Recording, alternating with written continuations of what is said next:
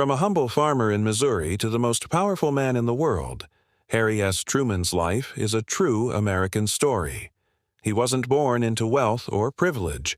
He was a man of the people who faced some of the most monumental decisions in human history with courage and a down-to-earth sense of duty. How did this unassuming man from the heartland navigate the storm of the 20th century and leave such an indelible mark on the world? Let's find out. Harry S. Truman was born in Lamar, Missouri in 1884. Unlike many presidents, a college degree was out of reach for him due to his family's finances. He was a bookworm from a young age with a particular love for history, which would serve him well later in life. He worked various jobs, a timekeeper on a railroad, a bank clerk, and even a farmer on his family's land for over a decade. He was a quintessential Midwesterner, known for his plain speaking and strong work ethic. His life took a dramatic turn with World War I. At age 33, he enlisted and went to France as an artillery captain. This experience was transformative, revealing his natural leadership abilities under extreme pressure. His men respected him for his fairness and his refusal to back down from a challenge. After the war, Truman returned home, married his childhood sweetheart Bess Wallace, and opened a men's clothing store in Kansas City. Unfortunately, the business failed during the post-war recession, leaving him in debt for years.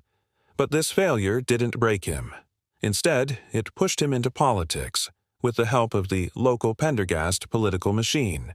He served as a county judge where he earned a reputation for honesty and efficiency, overseeing major public works projects. His integrity stood out, and in 1934, he was elected to the U.S. Senate. In Washington, he was initially underestimated, seen as just another cog in a political machine. But Truman proved them all wrong.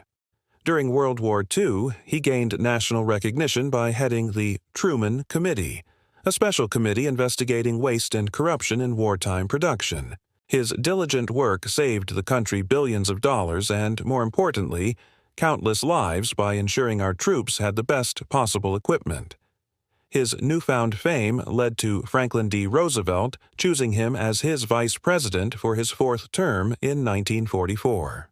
Truman was a compromise candidate, someone who could unite different factions of the Democratic Party.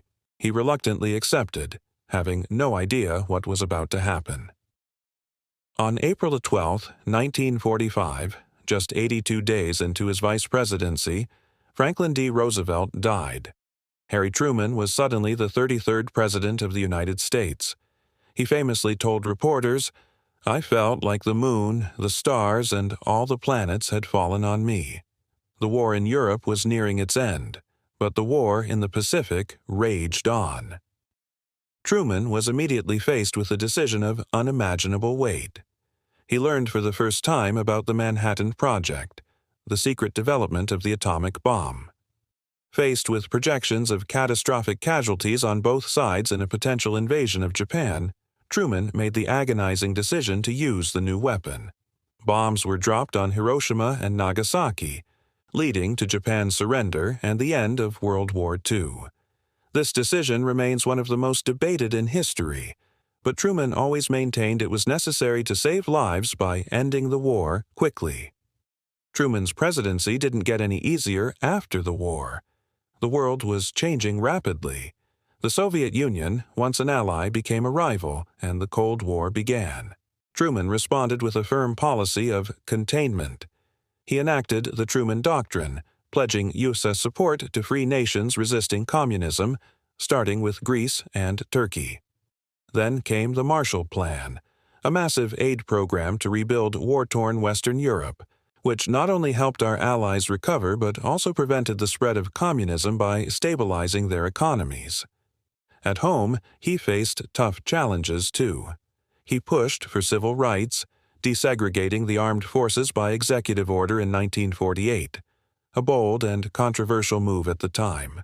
His domestic agenda, the Fair Deal, aimed to expand Social Security, raise the minimum wage, and ensure housing for all Americans. In 1948, everyone expected him to lose the presidential election. Polls were against him, his own party was splintered, and newspapers were already printing headlines of his defeat. But Truman didn't give up. He embarked on a grueling whistle-stop train tour across the country, speaking directly to the people in his plain, fiery style. In one of the greatest political upsets in American history, he won.